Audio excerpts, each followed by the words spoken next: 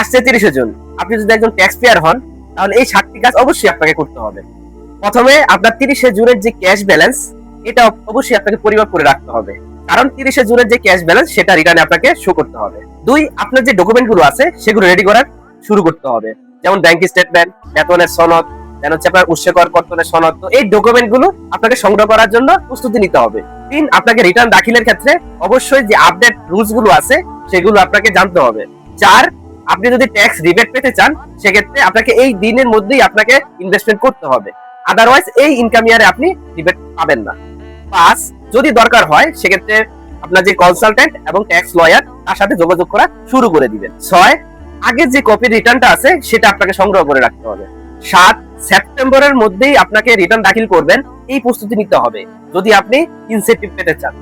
Tax মানি ভয় না, tax মানি হচ্ছে দায়িত্ব। সময় মতো দাখিল করলে পেনাল্টি নেই, টেনশনও নেই।